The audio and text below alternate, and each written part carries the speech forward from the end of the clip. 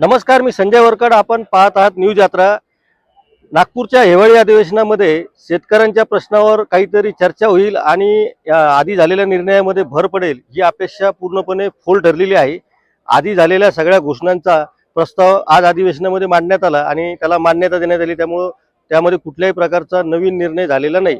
या प्रश्नावर विरोधकांनी सभागृहामध्ये व्यापक चर्चेची मागणी केली, मात्र ती फेटाळून लावून दुपारी 3 वाजता स्वतंत्र बैठक घेऊन या संदर्भामध्ये कोणाचे काही प्रश्न असतील तर त्यावर स्वतंत्रपणे चर्चा करू आणि त्यावर निर्णय घेऊ, असा निर्णय अध्यक्षांनी दिला. त्यामुळं विरोधकांनी काही वेळ घोषणाबाजी केली आणि कामकाज थांबवण्याचा प्रयत्न केला. शेवटी मुख्यमंत्री देवेंद्र फडणवीस यांनी यामध्ये हस्तक्षेप करत विरोधकांना समजावून सांगितलं की आपल्याला जे काही प्रश्न मांडायचे असतील त्या अध्यक्षांच्या दालनामध्ये होणारी बैठक आहे आणि अध्यक्ष जो निर्णय घेतील त्या ठिकाणी तुम्हाला तो मान्य करावा लागेल. त्यानंतर हे वातावरण शांत झालं.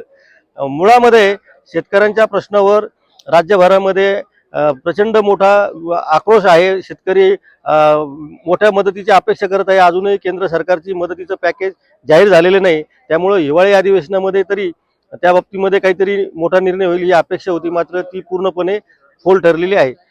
2000 पेक्षा जास्त मंडळामध्ये अतिवृष्टीमुळे शेतकऱ्यांचं अतोनात नुकसान झालेलं आहे आणि त्या संदर्भामधल्या जी काही मदत आहे त्या मदतीचे निकष काय आहे ते यापूर्वीच 2 महिन्यापूर्वी सरकारने जाहीर केलेले आहे. साधारणपणे निकष जाहीर झाल्यानंतर यामध्ये काही बदल होईल आणि केंद्राकडनं भरीव मदत येईल असं मानलं जात होतं, मात्र केंद्राची मदत कधी येणार हे अद्यापही गुलदस्त्यात आहे. यामुळे राज्य सरकारचा जो प्रस्ताव केंद्राला सादर करायचा होता तोही अद्याप गेला की नाही या बाबतीमध्ये मतभिन्नता सरकारच्याच वेगवेगळ्या खात्याच्या मंत्र्यांमध्ये दिसून येत आहे. त्यामुळे आता मदतीसाठी शेतकऱ्यांना आणखीन वाट बघावी लागेल असं दिसतं. दुसरा महत्त्वाचा मुद्दा आहे की शेतकऱ्यांना 30 जून पूर्वी कर्जमाफी देण्यात येईल असं मुख्यमंत्र्यांनी सांगितलेलं आहे. त्यामुळं या अधिवेशनामध्ये निर्णय झालेला नसला तरी पुढच्या अर्थसंकल्पीय अधिवेशनामध्ये कर्जमाफीच्या बाबतीत काय तरतूद करता येईल का याकडे आता सरकारचं आणि विशेषतः शेतकरी संघटनांचंही लक्ष लागलेलं आहे. 30 जून पर्यंतची मुदत शेतकऱ्यांना कर्जमाफीसाठी सरकारने घेतलेली आहे. त्यामुळं 30 जून पर्यंत शेतकरी संघटना या विषयावर कुठल्याही प्रकारचं आंदोलन करणार नाही अशी परिस्थिती आहे. पुढच्या काळामध्ये शेतकरी संघटना सरकारशी काही जाऊन स्वतंत्रपणे चर्चा करतील का आणि कर्जमाफीच्या घोषणेसोबत इतरही ज्या मागण्या आहेत शेतकऱ्यांच्या बाबतीमधल्या त्या मान्य करण्यासाठी जे निवेदन दिलेलं आहे त्यावर सरकार नेमकी काय कारवाई करत आहे या बाबतीत शेतकरी संघटनांचा सरकार वेळ देईल का नाही हा सुद्धा प्रश्न या अधिवेशनाच्या निमित्तानं पुन्हा पुढे आलेला आहे. एकूणच शेतकऱ्यांच्या प्रश्नावर जी काही चर्चा झालेली आहे त्या बाबतीमधले विधानसभेमधला एक छोटासा भाग आपण ऐकूयात.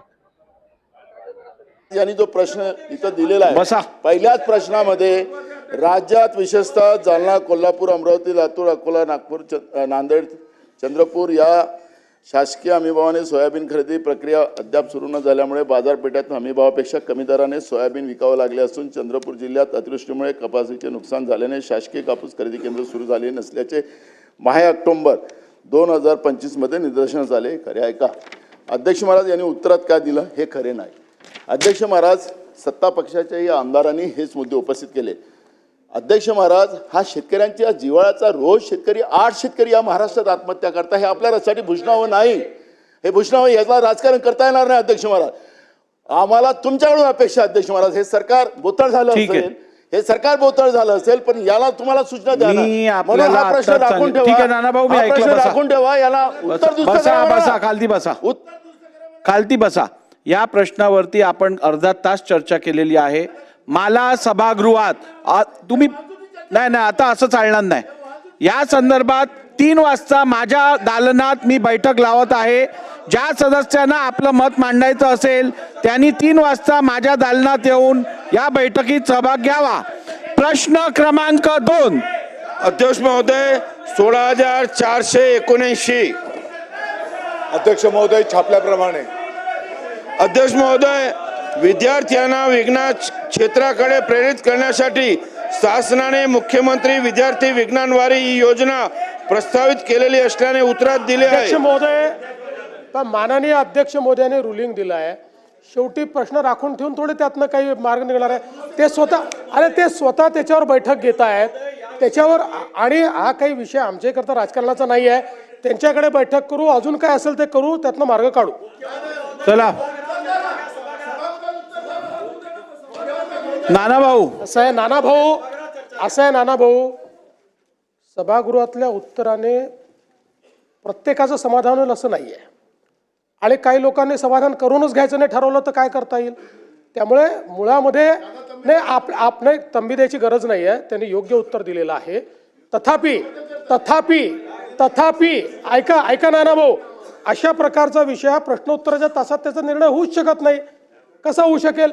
म्हणून अध्यक्षांनी स्वतः पुढाकार घेतला, आणि अध्यक्षांनी या ठिकाणी स्वतः जर सांगितलेलं आहे की मी बैठक घेतो, तर मग आपण त्या बैठकीत विषय मांडून ते विषय पार करून घेतले पाहिजे. नानाभाऊ, मी बैठकीतही शासनाला गरज पडल्यास योग्य निर्देश देऊ शकतो. आपण बसा. प्रश्न क्रमांक 2, चला सुरू करा. प्रश्न क्रमांक 16,479. विद्यार्थ्यांना विज्ञान क्षेत्राकडे प्रेरित करण्यासाठी शासनाने मुख्यमंत्री विद्यार्थी विज्ञानवारी योजना प्रस्तावित केलेली असल्याने उत्तरात दिले आहे. त्याबद्दल शासनाचे खूप खूप अभिनंदन. माझा प्रश्न असा आहे की मुख्यमंत्री विद्यार्थी विज्ञानवारी योजना कधीपासून राबविण्यात येणार आहे? उत्तर होऊ दे. अध्यक्ष महोदय, उत्तर होऊ दे. विद्यार्थ्यांमध्ये विज्ञान आणि तंत्रज्ञानाची आवड निर्माण व्हावी आणि आणखी व्यापक प्रमाणामध्ये हे विज्ञान प्रदर्शनी त्या ठिकाणी बैठक लावा. संपन्न व्हावी 3 वाजता बैठक लावा मंत्र्यांबरोबर. आणि विद्यार्थ्यांमध्ये या क्षेत्रामध्ये आणखी नाविन्यपूर्ण प्रयोग काय करता येतील या दृष्टिकोनातून मुख्यमंत्री विद्यार्थी विज्ञानवारी ही संकल्पना त्या ठिकाणी प्रस्तावित करण्यात आलेली आहे. लवकरात लवकर माननीय मंत्रिमंडळाची याला मान्यता घेऊन या पद्धतीने याची अंमलबजावणी केली जाईल. अमित साटमजी. माझा थेट प्रश्न असा आहे की आज 11 डिसेंबर आहे अध्यक्ष महाराज. माझ्या हातामध्ये एक पत्र